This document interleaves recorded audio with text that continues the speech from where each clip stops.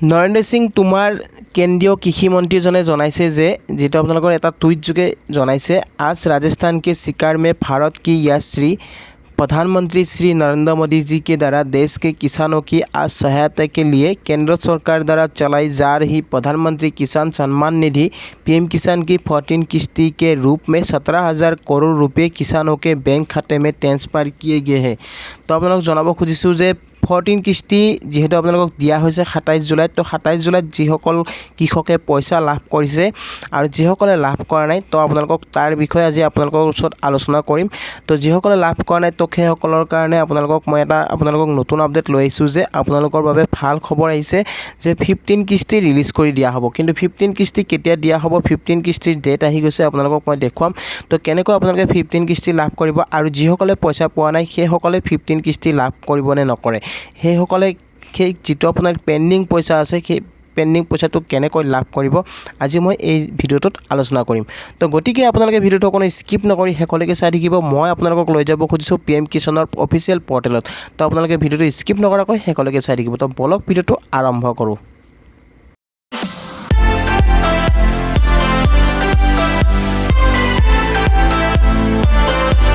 যদি আপুনি ভাবি আছে 15 কিস্তি কেতিয়া লাভ কৰিব তো আজি মই আপোনালোকক দেখুৱাম যে 14 কিস্তিৰ পিছত এবাৰ 15 কিস্তি কেতিয়া লাভ কৰিব। তো 14 কিস্তি কিছুমানে পালে বা কিছুমানে পোৱা নাই, কিন্তু আপোনালোকে যদি 14 কিস্তি লাভ কৰা নাই তেতিয়াহ'লে আপোনাৰ চিন্তাৰ কাৰণ নাই, কিয়নো আপোনালোকে যিবিলাক পইচা যদি আপোনাৰ দুটা কিস্তি যদি আপোনাৰ পেন্ডিং হৈ যায় সেই পেন্ডিং হোৱা পইচাটো আপোনালোকে নেক্সট কিস্তিত আপোনালোকে লাভ কৰিব পাৰিব। কিন্তু কেনেকৈ লাভ কৰিব মই আজি আপোনালোকক দেখুৱাম আৰু সকলো কথা আপোনালোকক খুলি ক'ম, ঠিক আছে। তো এতিয়া ইয়াত আপোনালোকে দেখিবলৈ পাইছে যে 27 জুলাইত পিএম কিষাণৰ 14 কিস্তি লাভ কৰিছিলে, কিন্তু ইয়াৰ পিছত এতিয়া আহিল আপোনাৰ 15 কিস্তি।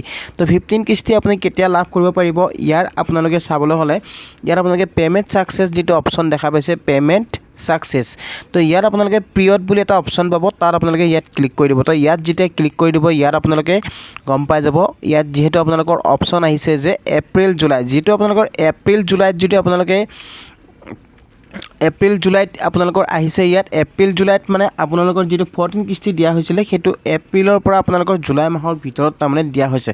তো জুলাই মাহত আপোনালোকে লাভ কৰিছে আৰু নেক্সট আপোনালোকৰ এতিয়া আহিল আপোনাৰ 15 ইনষ্টলমেণ্ট। তো 15 কিস্তি আপোনালোকে কেতিয়া লাভ কৰিব পাৰিব ইয়াত ওপৰত আহি গৈছে আগষ্টৰ পৰা নৱেম্বৰ, আগষ্ট টু নৱেম্বৰ মানে আগষ্টৰ পৰা আপোনালোকে নৱেম্বৰৰ ভিতৰত আপোনালোকে 15 কিস্তি লাভ কৰিব পাৰে, নহয়তো আপোনালোকে ডিচেম্বৰৰ পৰা মাৰ্চৰ মাহৰ ভিতৰত আপোনালোকে লাভ কৰিব পাৰে। কিয়নো এতিয়াৰ পৰা যেহেতু চৰকাৰৰ এখন নতুন নিয়ম হৈছে যে 4 মাহৰ মূৰত আপোনালোকে পিএম কিষাণৰ পইচা লাভ কৰিব পাৰিব আৰু এতিয়াৰ পৰা পইচা আপোনালোকৰ সময় নালাগে, আপোনালোকে সকলোৱে লাভ কৰিব পাৰিব কিস্তি। কিন্তু ইয়াত আপোনালোকৰ ইয়াত মাহটো দিয়া আছে, তো আপোনালোকে যদি মাহটো চাই ইয়াত মন্থ দিয়া আছে আপোনাৰ এপ্ৰিল জুলাই যেনেকৈ দিয়া আছে আগষ্ট নৱেম্বৰ তাৰপিছত ডিচেম্বৰ মাৰ্চ।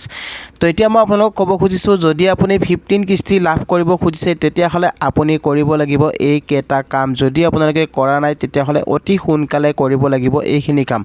তো ইয়াত আপোনালোকে পিএম কিষাণৰ ৱেবছাইটত যেটো আপোনাৰ ইয়াত লিখা আছে যে EKYC is mandatory for PM Kisan registered farmer, OTP based EKYC is available on PM Kisan portal. আপোনালোকে পিএম কিষাণৰ পৰ্টেলত গৈ অতি সহজতে কৰিব পাৰিব EKYC। তো EKYCৰ ইয়াত আপডেট আহি গৈছে, আপোনালোকে স্ক্ৰীনত দেখিবলৈ পাইছে EKYC অপশ্যনটো আপোনালোকে এনেকৈ পাই যাব, তাত গৈ আপোনালোকে EKYC কৰিব পাৰিব।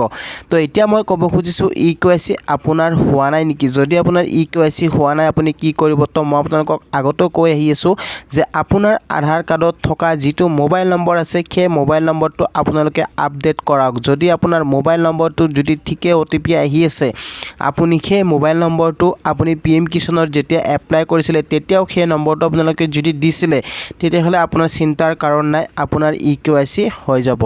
তো EKYCটো আপোনালোকে কৰি লওক, নাইবা আপুনি CSC চেণ্টাৰত গৈও আপুনি কৰিব পাৰিব। তো এতিয়া মই আপোনাক ক'ব খুজিছোঁ যে নাও ইয়ৰ ষ্টেটাছ, আপোনালোকে নাও ইয়ৰ ষ্টেটাছটো এবাৰ আপোনালোকে চেক কৰিলে নে, যদি চেক কৰা নাই আপোনালোকে নাও ইয়ৰ ষ্টেটাছত গৈ আপোনাৰ বেনিফিচিয়াৰী ষ্টেটাছটো এবাৰ চেক কৰি চাব, কিয়নো আপোনাৰ বেনিফিচিয়াৰী ষ্টেটাছত কি অপশ্যন আহি আছে। আপোনাৰ লেণ্ড শেডিং অ'কে আছেনে নাই, আপোনাৰ আধাৰ শেডিং অ'কে আছেনে নাই, আপোনাৰ EKYC অ'কে আছেনে নাই। যদি আপোনাৰ এই তিনিটা বস্তু যদি অ'কে নাথাকে তেতিয়াহ'লে আপুনি লাভ নকৰে PM কিষাণৰ পইচা। যদি আপুনি PM কিষাণৰ পইচা লাভ কৰিব খুজিছে তেতিয়াহ'লে আপুনি আপোনাৰ নাও ইয়ৰ ষ্টেটাছটো আপুনি চেক কৰি চাব আৰু চেক কৰি চোৱাৰ পিছত আপোনাৰ এই তিনিটা বস্তু আহিছেনে নাই আপোনালোকে চাব। মই ইয়াত আপোনালোকক স্ক্ৰীনত দেখুৱাই দিছোঁ, ঠিক আছে। ইয়াত ওপৰত আপোনাৰ দেখিবলৈ পাইছে লেণ্ড শেডিং, তাৰপিছত EKYC, তাৰপিছত আধাৰ শেডিং। তো আপোনালোকৰ যিটো আধাৰ শেডিং আছে সেই আধাৰ শেডিংটো আপোনাৰ বেংকৰ লগত মানে আপোনাৰ বেংকৰ লগত আধাৰ আপোনাৰ লিংক হ'ব লাগিব। যদি আপোনাৰ বেংকৰ লগত আধাৰ লিংক নহয় তেতিয়াহ'লে আপুনি পইচা লাভ নকৰে। তো এইখিনি কাম আপোনাৰ গুৰুত্বপূৰ্ণ কাম হয়।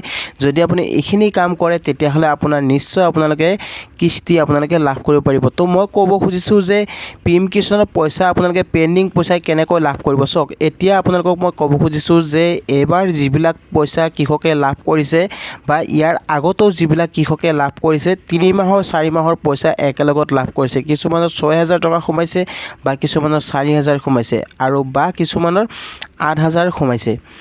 তো আপুনি কেনেকৈ পাব সেই পইচাটো আপোনালোকৰ চাওক, আপুনি যদি 3টা ইনষ্টলমেণ্ট পোৱা নাই বা আপুনি 4টা ইনষ্টলমেণ্ট পোৱা নাই, তো 3টা ইনষ্টলমেণ্ট হ'লে আপোনাৰ 6,000 টকা হয়, 2,000 কৈ আপোনাৰ 2, 3, 6।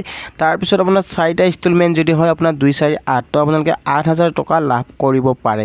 তো ইয়াৰ কাৰণে আপোনালোকে এইখিনি কাম আপোনালোকে কমপ্লিট কৰি লওক। EKYCটো আপোনালোকৰ বাধ্যতামূলক হয় আৰু আপোনাৰ আধাৰ শেডিং আৰু আপোনাৰ লেণ্ড শেডিং। লেণ্ড শেডিংটো আপোনালোকে কেনেকৈ কৰিব লাগিব, লেণ্ড শেডিঙৰ কাৰণে আপুনি যাব লাগিব আপুনি চাৰ্কল অফিচ। তো আপোনালোকে ৰেভিনিউ অফিচত যাব, তাত গৈ আপোনালোকে আপোনাৰ যিটো মাটিৰ ডিটেইলছ আছে আপোনাৰ নামত মাটি হ'ব লাগিব। আপোনাৰ নামত মাটিৰ কাগজ আপুনি উলিয়াই সেই কাগজখন আপোনালোকে এগ্ৰিকালচাৰ অফিচত গৈ আপোনালোকে ছাবমিট কৰিব লাগিব, তেতিয়াহে আপোনাৰ লেণ্ড শেডিংটো ইয়েছ হৈ যাব।